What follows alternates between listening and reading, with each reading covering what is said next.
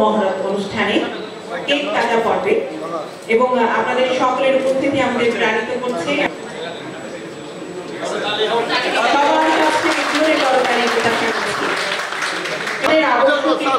কর্ম হলো photo session অর্থাৎ ভিডিও ধারণ কর্ম এবং আমাদের মোবাইলে ডিভাইসে স্মার্টফোনে ল্যাড প্রোডাকশন হাউসের একটি নীতি হলো আমরা সমাজধর্মী সমাজে বাস্তবতাকে তুলে ধরার চেষ্টা করি। আমাদের প্রথম প্রোডাকশন ছিল রেড কয়েন। সেই রেড কয়েনের মাধ্যমে কিশোর গ্যাংয়ের যে অধপতন, এদের যে ভবিষ্যৎ কি হয় সেই বিষয়টা তুলে ধরেছি। বর্তমানে আমাদের দ্বিতীয় প্রযোজনা হলো গুলশান। সেই গুলশান হলো একজন ব্যাংকারের কাহিনী, যে ব্যাংকার এবং তার স্ত্রী দুজনই থিয়েটার কর্মী ছিলেন। এরা সংস্কৃতি লালন করতেন, ধারণ করতেন। ওদের সন্তানের জন্য ওরা ব্যাংক্রাপসি হয়ে যায়, দেউলিয়া হয়ে যায়, পথে বসে যায় একটা সমাজ। তারপরেও তারা সন্তানকে ধারণ করে সংস্কৃতি কর্মী হিসাবে মানব সমাজে বেঁচে থাকার জন্য, পরিবারকে নিয়ে বেঁচে থাকার জন্য আপ্রাণ চেষ্টা করে।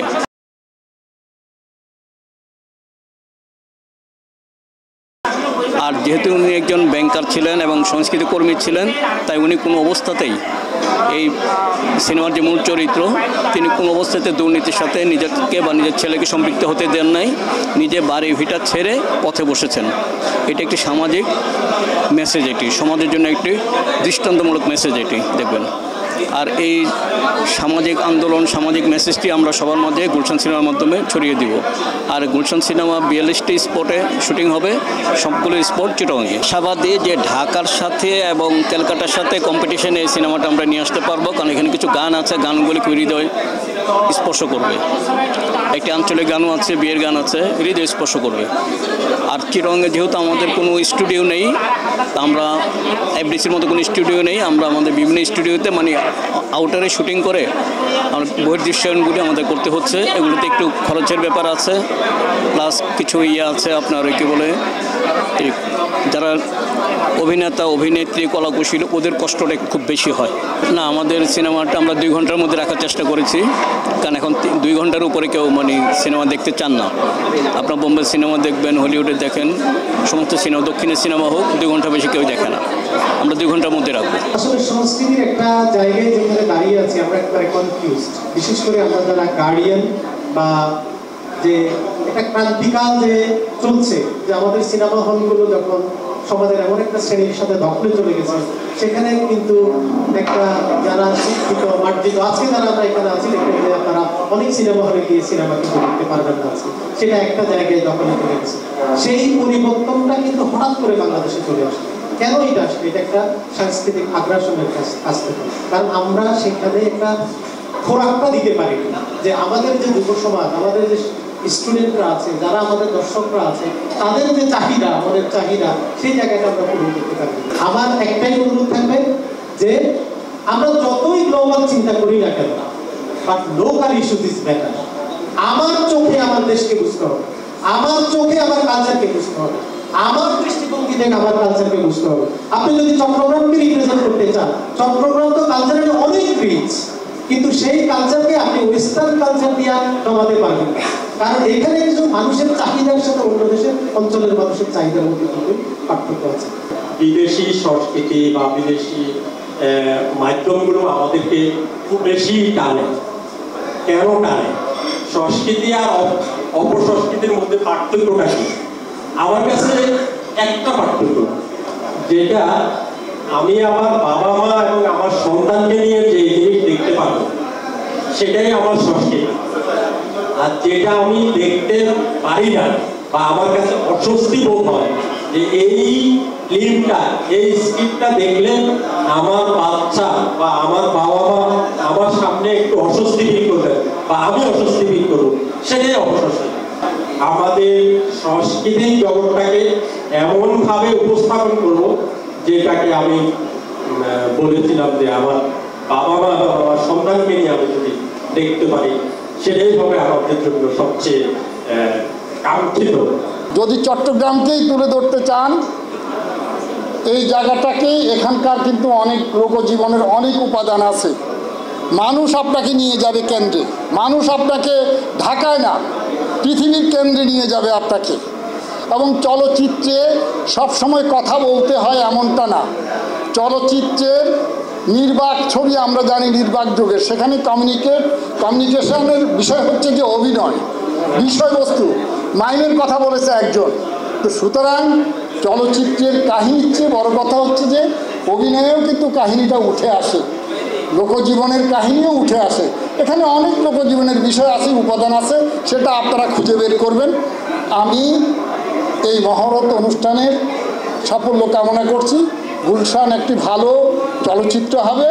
কিন্তু ছবি হচ্ছে এমন একটা বিষয় যে আপনি যখন ছবিটা দেখবেন আর ছবিটা যদি আপনাকে সত্যিকার অর্থে আপনাকে নাড়া দেয়, আপনি আরেকটা মানুষ হয়ে ফিরতে পারেন। মানে আরেকটা মানুষ হয়ে ফিরবার জন্য যে শিল্প, সেখানে সিনেমা একটা খুব গুরুত্বপূর্ণ অবদান রাখতে পারে।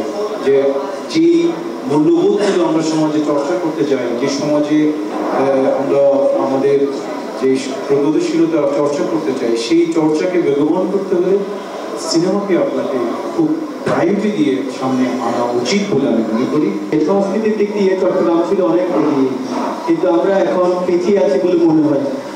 তো আপনাদের সিনেমা রেড কয়েন আমি দেখেছি, এখন আমি বলবো গুলশান সিনেমাটা রেড কয়েন থেকে অনেক অনেক ভালো হবে। এবং বাংলাদেশ ঢাকায় যারা বসবাস করেন তারা মনে করবে যে চট্টগ্রাম থেকেও ভালো কিছু প্রোডাকশন দেওয়া যায়, ভালো কিছু চট্টগ্রামে সিনেমা তৈরি করা যায়। আপনাদের কার্যক্রমের মাধ্যমে এটিই প্রমাণ করতে হবে। আপনাদের কাছ থেকে আমি বিশেষ করে ব্যক্তিগত সহ এখানে যারা উপস্থিত আছেন সবাই এটাই কামনা করেন। ঢাকায় যারা আছেন, যারা সিনেমার অ্যাক্টর থেকে শুরু করে কাহিনীকার, চিত্রকার, নাট্যকার থেকে যারা আছেন ঢাকায়, তারা মনে করছে যে চট্টগ্রাম থেকে আরো ভালো কিছু করতে পারে। আপনাদের কার্যক্রমে সেটাই আমি আপনাদের কাছ থেকে সেটাই চাইব। এবং ইলেকট্রনিক প্ল্যাটফর্মগুলোতে এটাকে প্রচলন করবার জন্য, যাতে করে সেন্টার পেরিফেরি রিলেশনশিপের যে গ্যাপ সেটাকে আমরা মিনিমাইজ করতে পারি। আরেকটি বিষয় হলো এটাকে আরো বেশি জনপ্রিয় করবার জন্য অনেক সময় আমরা দেখি যে হিন্দি সিনেমার ইংলিশ সাবটাইটেল থাকে। এরকম যদি এই সিনেমাটা ইংলিশ সাবটাইটেল করা যায় তাহলে হয়তো এটা ওয়ার্ল্ড ওয়াইড আরো বেশি অডিয়েন্স আরো বেশি বাড়বে। আমাদের চট্টগ্রামের সবচেয়ে বড় সুবিধা হচ্ছে আমাদের চট্টগ্রামে পাহাড় আছে, আমাদের সাগর আছে, আমাদের দ্বীপ আছে। পাহাড়, সাগর, দ্বীপ মিলিয়ে এরকম প্রাকৃতিক পটভূমি কিন্তু বাংলাদেশের আর কোনো জেলায় নেই।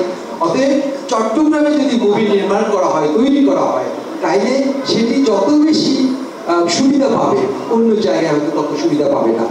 যে সিনেমাগুলো হয়ে যাচ্ছে যথেষ্ট দর্শকপ্রিয়তা পেয়েছে গতবারের সাথে, খুবই আশাবাদ ব্যক্ত করবো এবারের এই সিনেমাটাও মাস মিলে কথা বলবে। এবং তাদের পরবর্তী প্রজেক্ট নিয়ে একটু আলাপ হচ্ছিল আমার অফিসে যখন গিয়েছিল দুজনেই, এবং অনেক অনেক শুভকামনা জানাই। সিনেমাটা এগিয়ে যাবে, গুলশানের প্রতি শুভকামনা রেখে আপনার সকলকে শুভেচ্ছা জানিয়ে সিনেমার সাথে থাকার জন্য, সিনেমার এই যে প্রক্রিয়াটা খুব শুরু হচ্ছে বিশেষ করে চট্টগ্রাম থেকে সবাই তো করে সিনেমা নির্মাণের যে প্রক্রিয়া তৈরি হচ্ছে, সবাই যার যার জায়গা থেকে অংশগ্রহণ করে চট্টগ্রামের সিনেমাকে আমরা আরো অনেক দূর নিয়ে যাব। এই যে এবার এই গুলশান সিনেমাটা তৈরি হচ্ছে, আমার মনে হয় সেটা রেড কয়েনের থেকে আরো বেশি পপুলার হবে, আরো বেশি সবার দৃষ্টি আকর্ষণ করবে, আমি এটাই আশা করতে চাই। আমাদের যে নাসির ভাই যেভাবে ঢাকায় গেছেন, এখন ঢাকা কাঁপাচ্ছেন, এখন ঢাকা নয় পুরো বাংলা ভাষাভাষী যারা আছে তাদের কাছে নাসির ভাই একটা আইকন। আমার কলকাতা ওর ফ্রেন্ড আমাকে জিজ্ঞেস করে, নাসির উদ্দিন নামে একজন আছে তোমাদের, এত সুন্দর অভিনয় করে। তো আমাদের এরকম কিন্তু আমি চট্টগ্রামে অনেককে দেখতে পাচ্ছি। আশা করি আমাদের এই সিনেমাগুলোর মধ্য দিয়ে হয়তো একসময় আমরা ঢাকা যাব এবং ঢাকা থেকে আমরা কেন্দ্র থেকে আমরা প্রান্তে আসবো। আমি আশা করি প্রযোজক, পরিচালক, নির্মাতা, কলা কৌশলী, অভিনেতা যারা আছেন তারা সবাই মিলে এই গুলশান সিনেমাটার জন্য এমন একটি শক্তিশালী ছবি হয় যেটি সামাজিক প্রেক্ষাপট থেকে বাংলাদেশের মানুষের হৃদয়কে জয় করতে পারে। চট্টগ্রাম থেকে ঢাকায় এবং চট্টগ্রাম থেকে বাংলাদেশে যারা দাপিয়ে বেড়াচ্ছে তার অধিকাংশই কিন্তু চট্টগ্রামের। গুলশানের সাফল্য কামনা করছি, গুলশান যেন গুলশান থাকে, যারা গুলশানে কাজ করবেন তারা যেন গুলশানের মতন কাজ করেন।